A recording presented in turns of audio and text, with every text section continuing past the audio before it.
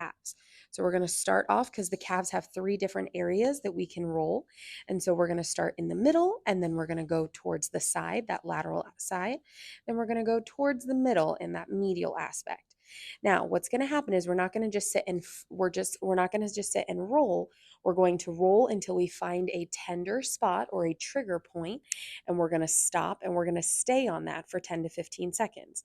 Now, if you want to go a little bit deeper, what you can do is take that other leg and put it on top like that. One leg, and we're going to roll back and forth. Now, the hamstrings do also have three spots that we can hit. We can hit the lateral side a little bit, then we can go towards that middle side or in the middle, and then we can also go towards the middle, which is the medial aspect. And what's going to happen is that again, we're going to find a spot where going that is tender or a trigger point. We're going to stop, hold, and we can either just have one leg pushing down, or if we need added extra weight on top to go a little bit deeper, we can put that other leg on top, and we'll just keep rolling until we find continuous spots, and we'll stay on that for 10 to 15 seconds and then keep going. You can basically start in this position, and then we're going to put our hands back to give us a little bit more leverage, and we're just going to roll. We can focus on both sides a little bit if we want at one time, or we can just focus on one side at a time, just really kind of getting all around on the medial side, on the lateral side of the glutes, and on that the back posterior side. Just kind of rolling. And again, we're doing the same concept where we find a spot that is tender or a trigger point, little knot, and then we're going to stay on that for a little bit. And then if that is not enough weight, not enough pressure, we can take that other leg and cross it over top of the leg that we are currently foam rolling. Off in this position, and then we're going to come down, and we can actually do a little bit of both at the same time, or we can focus just on one. And what happens is, again, with the quads, we have three different sides. So we can get the front part, that anterior side in the middle. Then we can also get more on the medial side, which is more towards the middle, and then more on that lateral side. And again, the way that we do this is we're focusing and we're finding a trigger point or a tender point or a little knot type of area or feeling. And we're going to stay there for 10 to 15 seconds. And if we need to add extra pressure, we can take that other leg and kind of pile it on top of the other one. Okay, so now we're going to do the adductors. The adductors are going to be found on the medial aspect or the inner part of the thigh.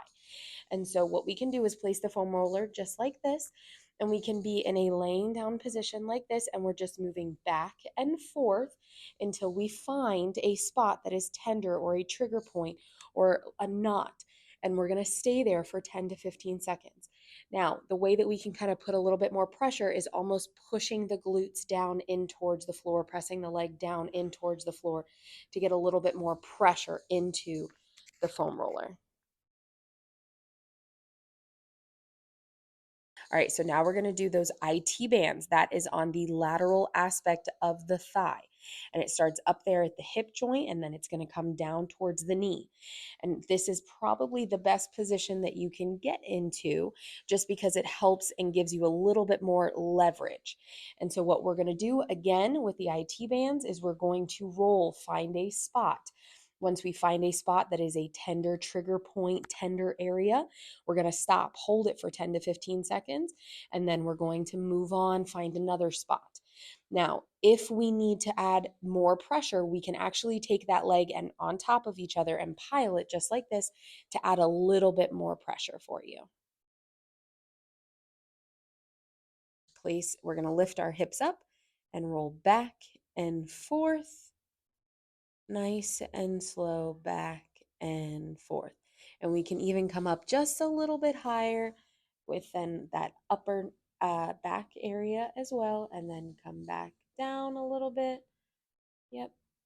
And this one is realistically, we're just kind of rolling nice and slow back and forth.